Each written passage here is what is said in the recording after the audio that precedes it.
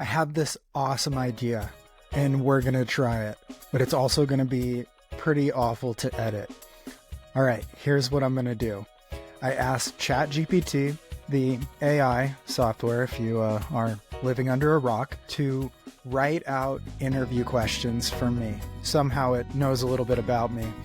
And so I'm just going to roll with what it came up with, and it is going to run the show, and we're going to see how this thing turns out. It is going to be a pretty funny episode, and bear with me. Thank you all. I love being creative, trying new things, and that's what this podcast is all about. I thought about this for a while. Let's see how funny this turns out. Let's go.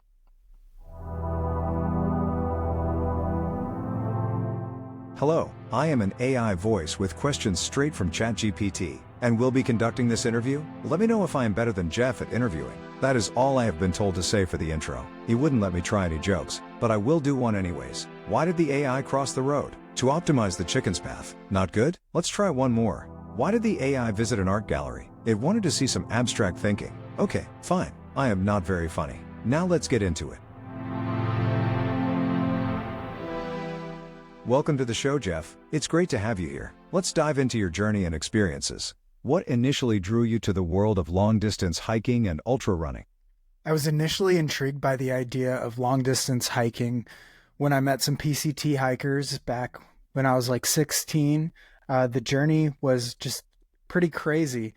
We were on a 3-mile hike. They were on a 2,600-mile hike. They're filtering water. They look pretty beat up and rugged.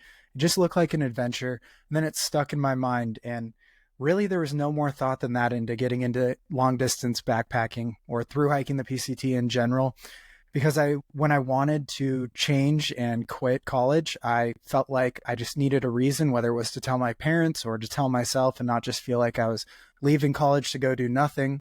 I decided I was going to hike the Pacific Crest Trail. So it really just was an excuse, and that's how I fell into it. And within the first couple weeks, I fell in love with the entire experience. And from then, it was just off to the races. And how I got into ultra running really was kind of through the Barkley Marathons, actually. So I heard about them in 2015 or 2016, was intrigued, watched the movie The Race That Eats Its Young, and I just decided that I wanted to do that someday. And so I carried that forward. I looked into FKTs, ultra runners in general, and saw that they did this challenge in Colorado called Nolan's 14. I started going out and scouting that. I was climbing all the 14ers that summer and just learned that I wanted to go after these challenges. And then when I eventually did Nolan's 14, that opened up the world of ultra running. I got into the Barkley Marathons and failed like everyone else in 2021. And then Jamil Curry of Aeroviper Racing asked if I wanted to do the inaugural year of Cocodona 250. And that was my first real long ultra running event. So I jumped right into the 250-mile space. Can you tell us about your first major through hike and how it influenced your future adventures? My first through hike changed everything as far as my trajectory. I found this thing that I was as passionate about as anything. So I grew up and I would get really obsessed with things. When I was 4 years old, I learned to do the Diablo, it's called. It looks like two plungers back to back and you twirl it on a string, throw it up in the air, do tricks. I learned a ton of tricks. I actually saw a street performer doing it and decided that's what I wanted to learn to do. I was like 4 or 5 years old. That continued. I learned to ride the unicycle when I was in 4th grade. I learned to juggle when I was in 4th grade. I would shoot hoops basketball wise because I wanted to make varsity in high school for hours on end. It was something that I could always come back to when I just obsessed about something. I would get so into it. I would stay up until 4 a.m. to finish a book. It could be anything. If it got me going and I was excited about it, I dove headfirst in. And that's what hiking the Pacific Crest Trail turned into. I found my people out there. I got to experience really becoming an adult, independent, deciding what I was going to eat on each section, making mistakes, having to figure out how to get through them, a broken pack, problem solving, all these things. It was such an immersive experience. And that's where my obsessive drive to do these things really was applied in this new way in adulthood. So it opened up the future and it led to FKTs, long through hikes and trail running races and now coaching. And each one I've just dove in and become equally obsessed because that feeling where you're just excited to learn more, to dive into it, to go after one goal and to just take away everything else in life. If you're forgetting to eat, that means you are so invested in something. And that's the feeling that I'm kind of addicted to. The calendar year Triple Crown is a remarkable accomplishment. What was the biggest challenge you faced during that journey? There really are like two probably big challenges with the calendar year Triple Crown. One was money. So I worked for, I don't know, almost maybe a year and a half. And so I had some money. I sold my car and went for the hike, but I had to budget. So I did each trail end to end before moving on to the next one. I could only afford so much travel. I stayed in very few hotels. I couldn't really afford to replace much gear. And I just had to keep moving at a pace that would allow me to stretch my budget. I used about $7,000 to cover the 8,000 miles, somewhere in the 7,000 to 8,000 range. And I was going to end up with nothing at the end. So balancing that financial side of it and making it stretch was problem and issue number one. Number two was experience. I had only done the Pacific Crest Trail and the Pacific Northwest Trail. So both fairly rural back then. When I did the PCT, only 300 people or so finished it. So it was very open, not a lot of human interaction. It was a very different experience than it has been since I've been back on the trail. But that experience really doesn't apply to how remote and in the snow I was on the Appalachian Trail. So I started out, I had like 5 days of great weather. Then I entered the Smoky Mountains and it was immediately a snowstorm, 3 feet of snow, nobody out there, couldn't even find the trail. One day I actually woke up in the shelter and started walking the wrong direction. All the blazes on the trees were covered in snow because it was blowing sideways. It dropped to -10. I had to deal with broken gear. I got to Franklin, North Carolina, and I went in there to get warmer gloves because I was ill prepared for the conditions. It was just like trial by fire, but by fire, I mean ice. It was very cold out there. And I just had to learn all these things on the fly while moving at a consistent pace to stretch my budget. So it was just like threading the needle and hoping to avoid an injury or a logistical failure. I mailed all my food to myself. Some of it went, I think you'd call it rancid, when it was in transit or waiting for me. And I had food poisoning that I gave myself for my own dehydrated food. So all these things were just learning things. And the challenge was really that flexibility and learning and overcoming things that I'd never experienced or thought I would have to experience before. The other thing, just for a third thing to throw it in there, is I blogged every single day of the trip. I would write a paragraph about what happened that day. It was really where I fell in love with writing and reflecting on the journey. I've never been a traditional journaler, but reflecting on races and experiences like that has been a good way to instill it more in my memory and to really think through the day and look back on it. And eventually that led to writing the book. So having to write while I would often write the blog post while hiking. There were a few times I fell on my face, of course, and then I'd schedule it for a couple days ahead just to ensure that I had service and there was a constant flow of the blog. I just used a blog spot back then, but all of these journal entries are still on my website today. How do you mentally and physically prepare for setting an FKT on a trail? This is an interesting question because now I coach athletes, and the physical side, there is a lot to learn and to work through, but the mental side, I think, is the biggest side. So how I like to prepare is getting ready to adopt that rhythm of being on your feet all day and then being fit. So you want to show up fit and with the ability to move at the speed you're going to move at.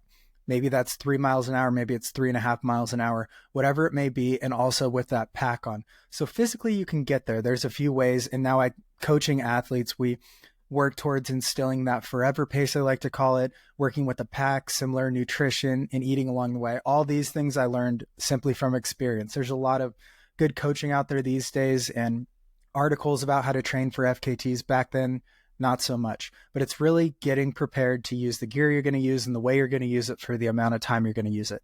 Mentally is a little bit different. You have to be ready to put yourself in the most immersive experience where you care deeply about the goal besides any accolades that are going to come from it. Because when it's really hard, it's easy to walk away. You don't care what other people think when your feet hurt, you don't want to get up, you've slept 1 hour, you're hallucinating witches or something on the trail. You're ready to quit. It's easier to just keep sleeping. So mentally, you have to care about that goal more than anything. And that can be a couple month-long process of getting your mind ready to go after something. And in fact, I did the Superior Hiking Trail. I attempted the FKT on that, and I was out there for the wrong reasons. You know what? I got through 3 days where everything went perfectly. And on the third day, I was like, this is stupid. I hate it. I'm out here just because I feel like I need to do another FKT. It's not the right reason. I need to quit. So I walked to the road and quit. So now I really work on instilling and thinking through, do I really want to do it? What are the right reasons? A good way to do this is writing down why you actually want to do it. And if too many of those answers are for other people, then it's not the right reasons, and you better do some soul searching or abandon the attempt, because if you're just out there to please others, that's just a generally bad way to live life. I'm doing this podcast because I enjoy it, and it's pretty fun to get better at talking. Because I live alone and I'm a huge introvert, actually, I'm recording this right on the backs of therapy, so it's really good practice, and I'm in a great mental space now. Wink, wink. But that's really the genesis of why you should want to do anything. Does it contribute to you doing something that you want to do, or do you actually want to do the thing you're doing? Both of those are acceptable, but if it's for some other reason of pleasing people, proving yourself, something like that, it's a really hard way to live. And I have definitely done things and felt like that in the past. Even the pressure to post things online can be the same thing. I mean, we're just so driven by this interpersonal relationships that are anything but genuine because they're over the internet. So I think just coming to grips mentally with why you're doing that, how you're going to execute that, and how you're going to stay in your mind and present with what you're doing, rather than thinking about all the reasons that you're doing that do not apply to that moment. Some good reasons to do something like that would be to have an awesome experience, to go for the adventure, to push yourself, to see how you do when you're on the brink of something like that, to enter the unknown, because that is so exciting and scary, to stretch that comfort zone, any of those reasons. But I, like many people, have done things for the wrong reasons, and it usually ends up poorly. What strategies do you use to stay motivated and focused during long and demanding hikes? I stay motivated by having fun. You have to have fun on the trails, or what's the point? Some ways I do this are making jokes. I like to talk in voices, just do all sorts of things. I've talked to cows in the past. You can name cows. You can dress in animal print. Anything that makes you realize that you are choosing to do this and that there is some fun involved, because it's really a recreational activity that you're applying this level of competition or pushing yourself in, whether it's even a through hike or an FKT or an ultra running race. You have to find the fun in that, because you're giving up time that you could be doing other things that might be fun in order to do that, time and money in general. So I like to talk to myself on trail, whether it's like trying to do a poor impression of Donald Trump, talking to Morgan Freeman, who's asking Liam Neeson to go find their daughter that's been taken, just funny things like that that lighten the mood. Buying a Tiger sweatshirt, that's always fun. Just interacting with people, talking to the cows, all sorts of funny little silly moments, because we all need a little more silliness in life. And when you're in the middle of an FKT, it can be so serious and consuming that sometimes you just got to lighten the mood by having a little voice conversation, and whether they're poor or excellent accents or just different impersonations. Those are kind of the skills I use. Sounds silly, and it definitely is. Can you share one of the most memorable or unexpected moments you've experienced on the trail? The most unexpected moment has to be on the Calendar Triple Crown. I was getting close to Steamboat Springs. I came around a corner and I saw two giant moose antlers on the ground. I thought they were sheds, and I was stoked. I was going to pick them up, carry them into town, mail them home, and just have them forever. As I got closer, I realized they were actually moose attached to the antlers that were alive, laying down in a ditch. And I was maybe 15 feet away, and one of them slowly got up, and I was just watching. I took out my phone and I was videoing it. Maybe I'll drop that here. Maybe I won't. We'll see how good of an editing job I can do on this podcast. It's already going to be a lot. But anyways, this moose just slowly gets up, and it's like stretching its arms. And then suddenly it puts its head down and sprints right at me, waving its antlers side to side. And I have to dive right into the bushes. They're prickly bushes, maybe blackberries or something.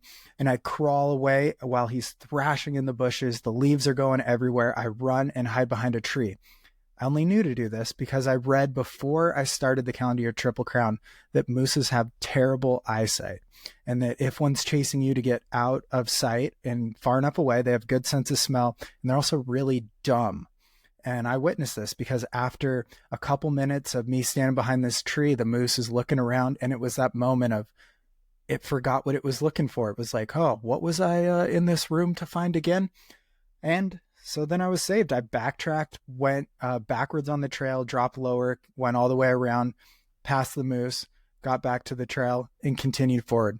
That was my first big adverse animal encounter, and that continued on into grizzlies and other things. But that one's equal parts funny as equal parts scary. You've also participated in ultra-running races. How does preparing for a race differ from preparing for a long-distance hike or FKT attempt? Everyone always says how ultra running, 100 milers or 200 miles are kind of like an art, but there is way more science behind them than there is an FKT attempt. Training for an FKT is so unique because every style can be so unique. All you need to do is get from the start to the end of that trail faster than anyone's ever done it. I don't know why I said all you have to do. That seems like a lot, but bear with me. Basically, you can do it however you want. You can just sleep less. You can move faster. You can run more sections of it. You can be good at the uphills. You can be good at the downhills. You can have very little downtime. You can do all sorts of things to maximize your overall pace. And that doesn't mean your individual pace. Whereas in a race, it's really about that individual pace, efficiency, nutrition, hydration, things like that. It's a lot more structured, and especially as a coach, it's fairly easy to get physically ready for these things. The trick is confidence in both of them. That's where they intertwine. You want to be ready. So like for a race, something I personally like to do is have like a training camp, or maybe get up at the time the race is going to start and do my full morning routine and start when the race is going to begin.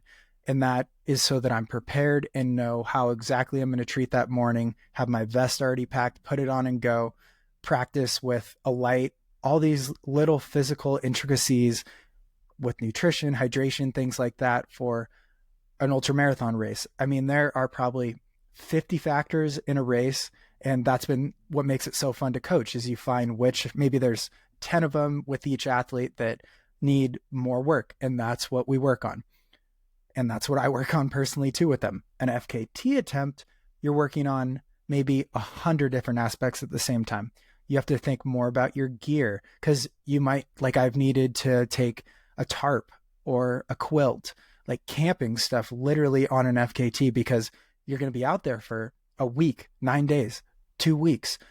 You can be out there for so long. Or Nick Fowler, who I interviewed, he's out there for 50 days. So there's all these other things that play into it, like how are you going to do your resupplies? How are you going to get your power bank? How are you going to resupply or recharge your stuff? How are you going to track yourself? How are you going to verify it? How are you going to take photos?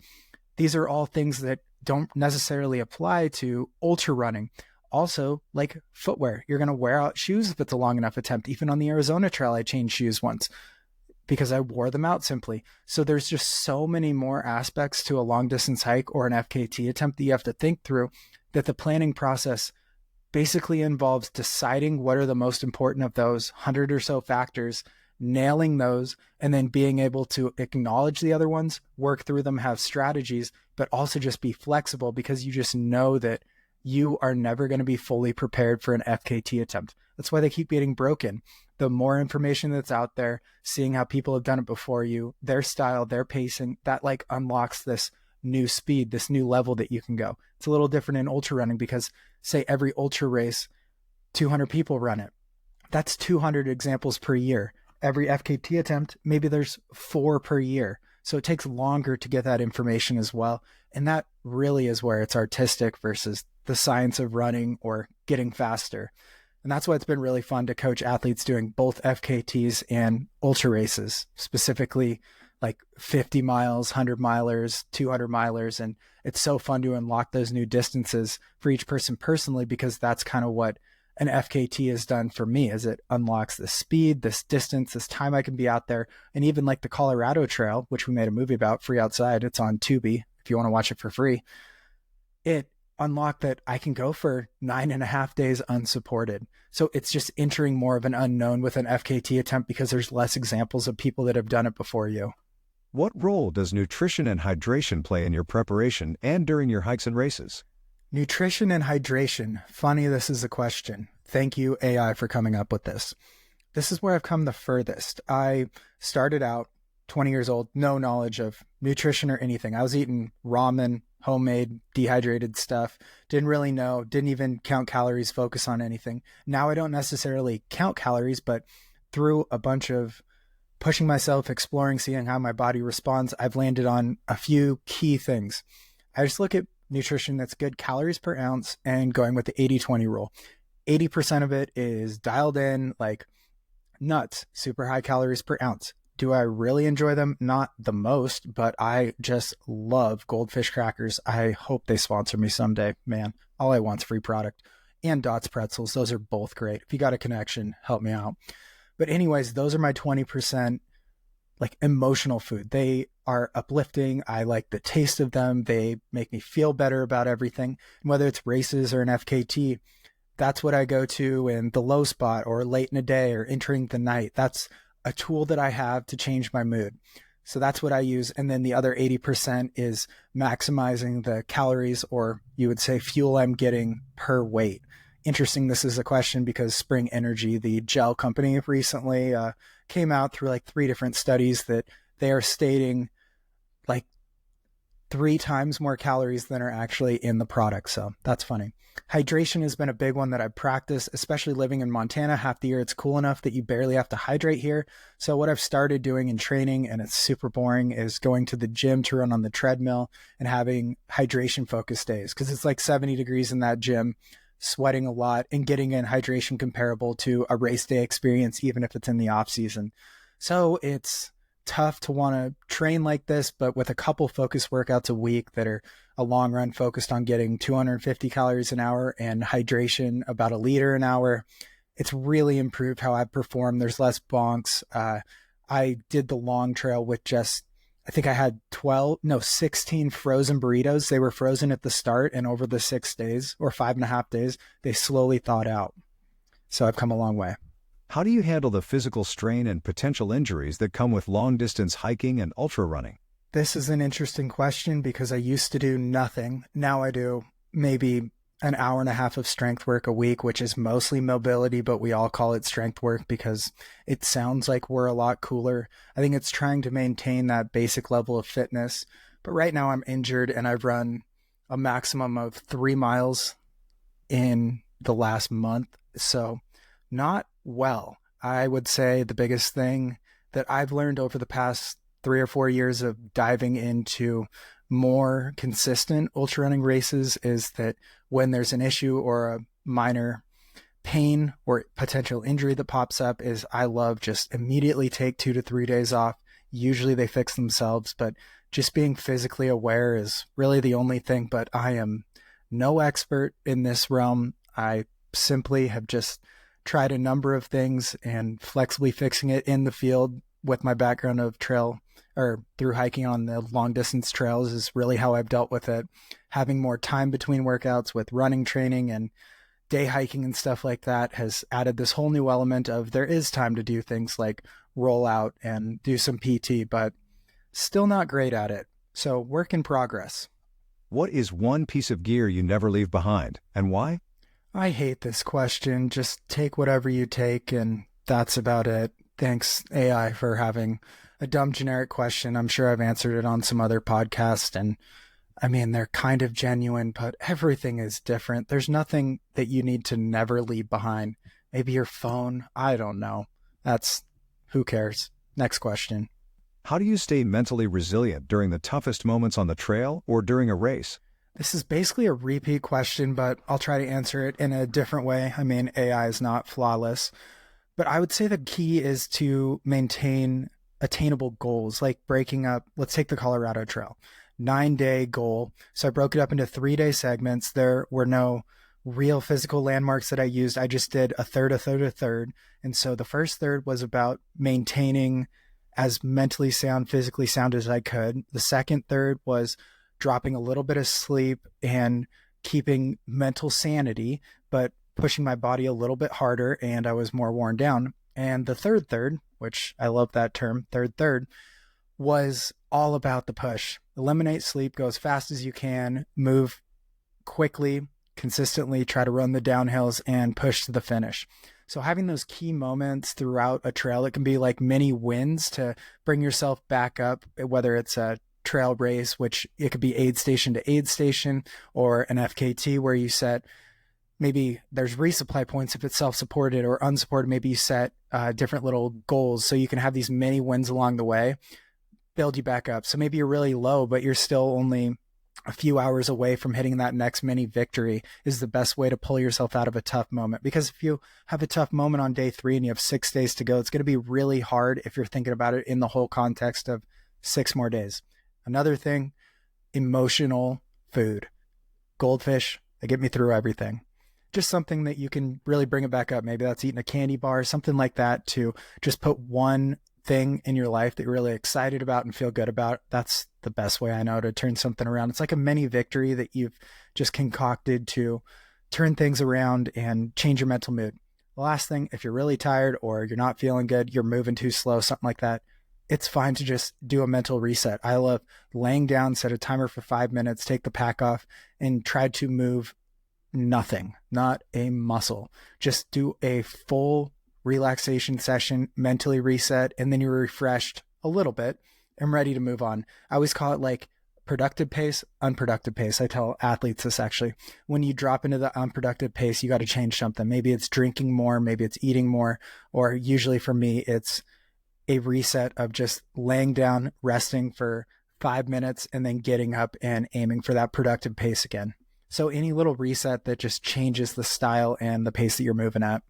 What advice would you give to someone who is considering their first through hike, FKT attempt, or ultra running race?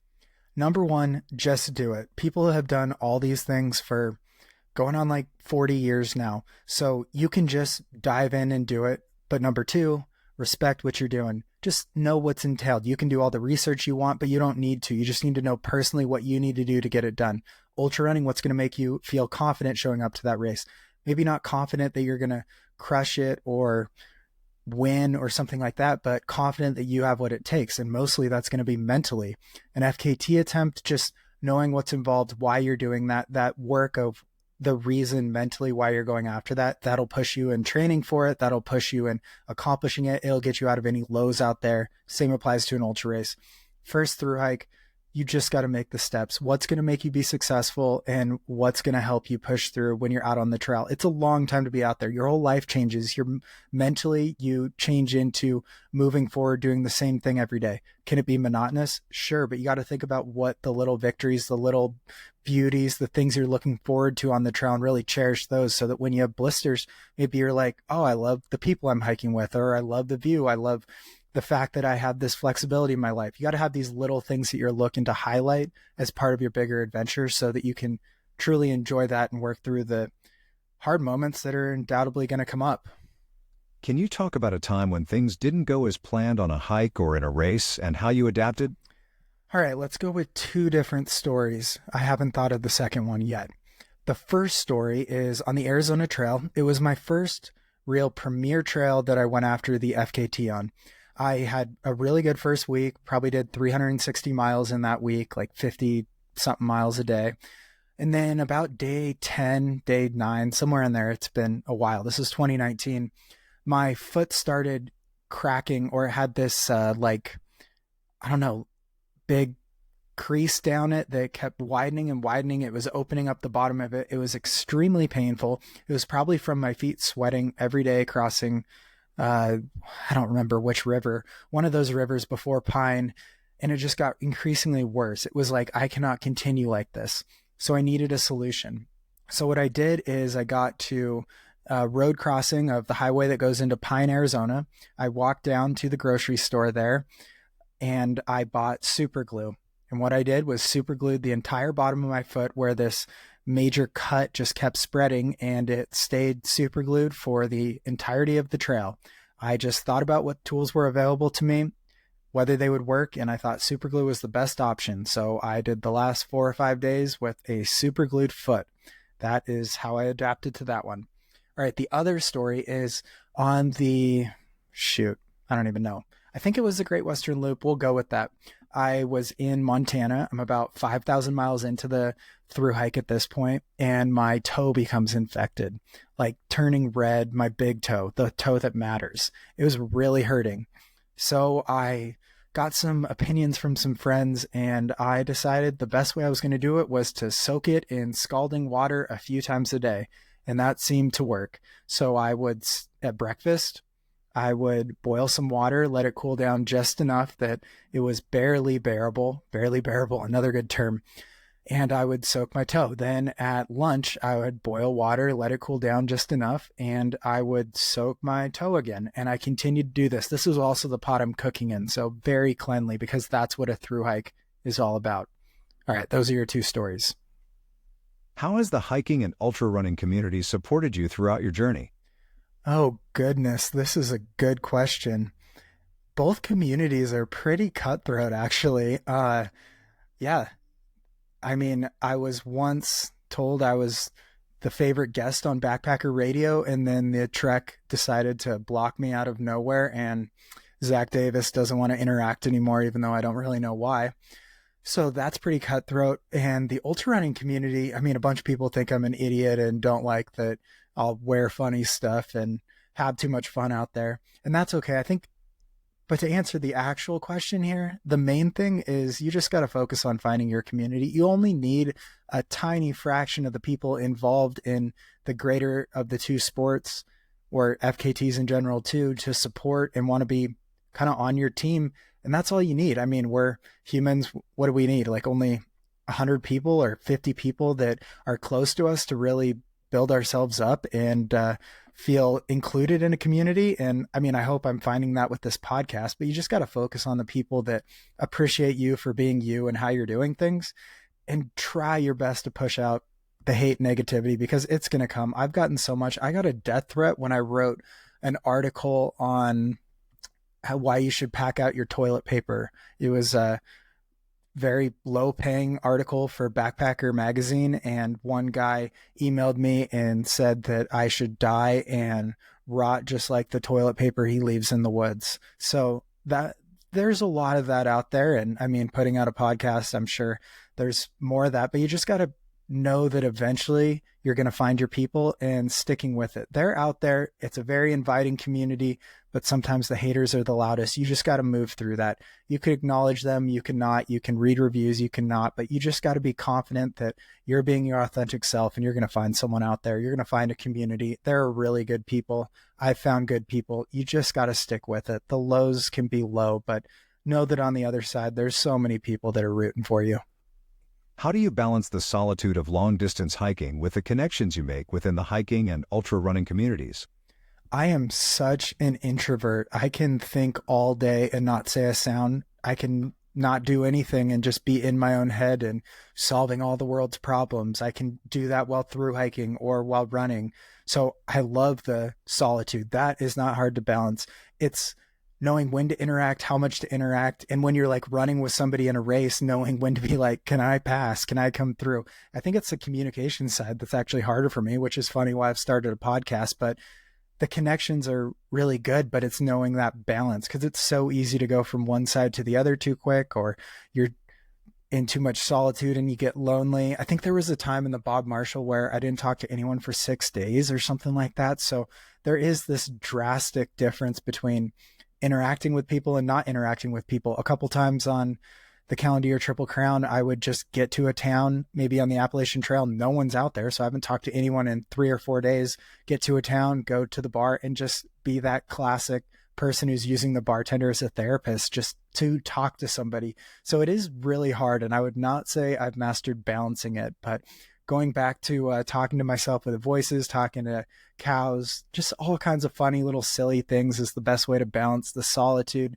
And then interacting and appreciating the other people who have the same interests with the actual interacting with people part, I think, really leads to some joy out on the trails. But I have found very little balance in life. I'm either all in or all out. Back to that obsessive personality style.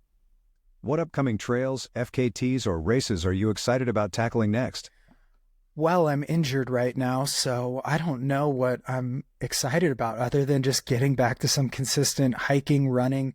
I really want to go to the Wind River Range this year and just do some fast packing and exploring around there. I have Wasatch 100 in September, so we'll see how the body responds and turns around. But right now, I'm also doing the Grand to Grand stage race in September. I'd love to go after the Arizona Trail record in the fall, but yeah, being injured sucks. I mean, do your PT exercises, but I am not really running. I'm doing a bunch of dumb feeling exercises, but I am having some progress. So really, it's a big TBD right there.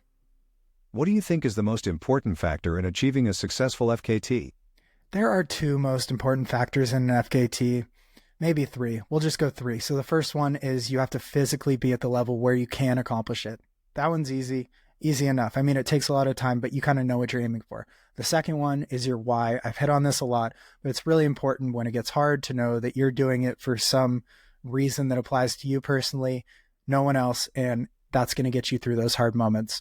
And the third one is finding fun in it. You're giving up the time. I've already said this because ChatGPT is sort of repeating similar factors throughout these questions, maybe just trying to make more of them, but you just have to have fun. You have to make that like endorphin rush of pushing hard or getting to the top and seeing the views. You got to have that inspiring thing within you that comes from an outside stimulus that is involved in that adventure.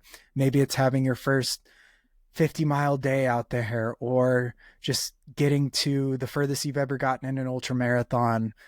I think you just have to find that little fun. For me, I love putting on a tiger costume or any kind of costume because it shows me that I'm not taking it too seriously, because I know my personality is to obsess about it and take it extremely seriously. It's that check and balance of, look, I'm dressed up silly.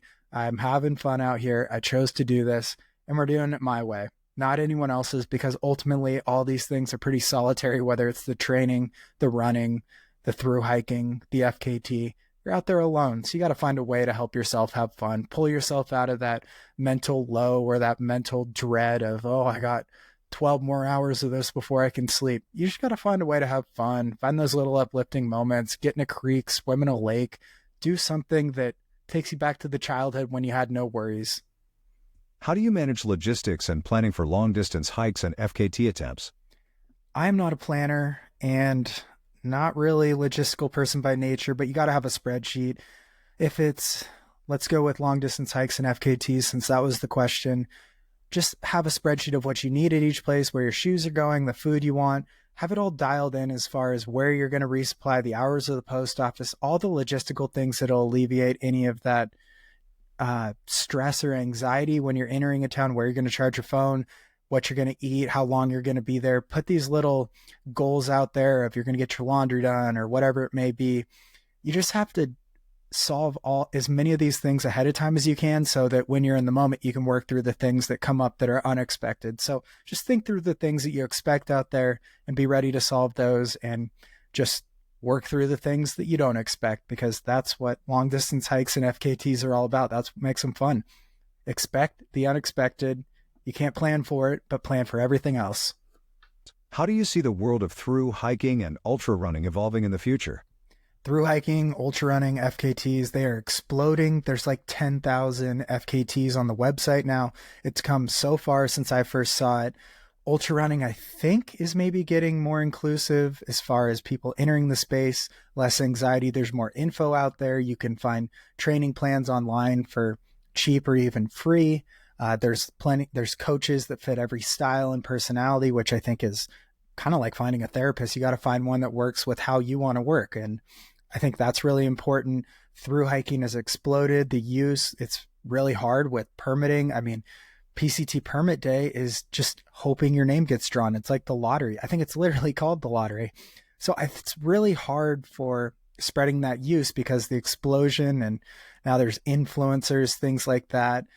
I see the world as two different buckets. There's the people still out there because of the love of doing it. And I think, unfortunately, in both realms, there's people out there to just say they did it, to show off to other people, those hoping to become influencers, wanting to start a vlog because they think it's going to lead to the promised land or something. It's interesting. Both are growing so fast. I think it's really good in that there's more information out there, safer, I guess, just more success and information if you want, but with more people comes more failure too. So I think the failure rates probably stayed the same in both of these endeavors, even with more information and more tools. And I think it just has led to some people maybe trying it out and realizing it's not for them. How it's going to evolve in the future, this is interesting. I hope that there are more local races that pop up, because these big races that have a big draw, they're all selling out. So there needs to be somewhere for people to go. And there are plenty of places if you're willing to travel, but I hope each community becomes strengthened by supporting local and working to get out on their own races and run where they live. And I mean, that has a whole nother amount of factors where you're connected to the place you're doing a race, or connected to the mountain range you're backpacking through, or something like that. And then maybe the PCT or the AT or the Continental Divide Trail, maybe they are that white whale or that once in a lifetime experience that you work in. But it's interesting. With explosion of growth comes need for more locations, maybe more through hiking on the second tier type of trails. I don't know. It's really hard. I do not predict the future, but it is exploding. What message do you hope to convey through your adventures and achievements? Enjoy what you're doing and find inspiration all around you. I think that's all I've ever wanted to convey.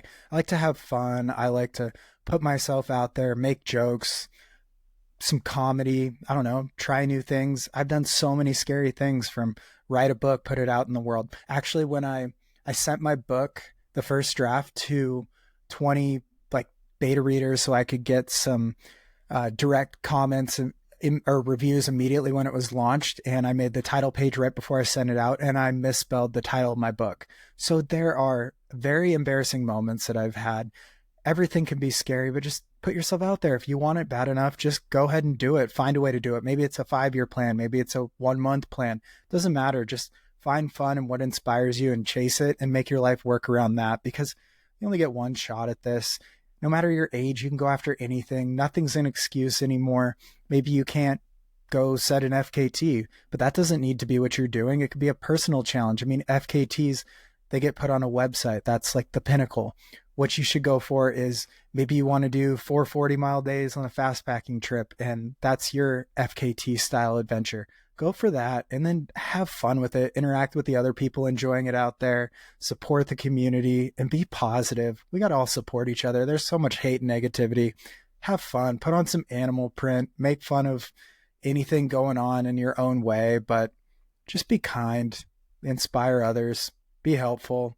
Volunteer more. I love volunteering. For those looking to follow your adventures, where can they find you online or connect with you? Well, since it's my podcast, probably this is a good place. I mean, we want those 5-star reviews. Haha. Also, these podcasts are on YouTube, so going over there, subscribing, liking, watching, that all helps. Freeoutside.com. I am so busy, but I will hopefully start getting more stuff up on there. But there is so much. All my adventures have a trip report, most of my races. Every adventure of length has a day-by-day report. If you're into reading basically a novel online, you can buy my book Free Outside anywhere. Man, watch the movie Free Outside, anywhere movies are sold. Just anyway, if you're looking for coaching, reach out.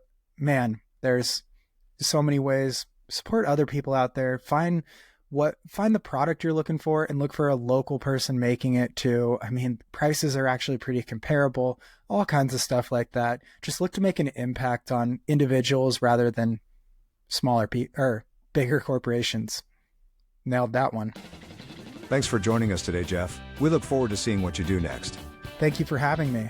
That is all for this episode. Jeff will be back on Friday, and until then, stay elite, my friends. Well, that was fun, hopefully interesting and kind of funny. Different way to do a podcast. I haven't really heard that out there before. And anything else you guys want to, Jeff@freeoutside.com, send an email. link down below. And thank you so much, guys. We will be back again on Friday, as usual. Till then, stay elite, my friends. Stay elite, my friends.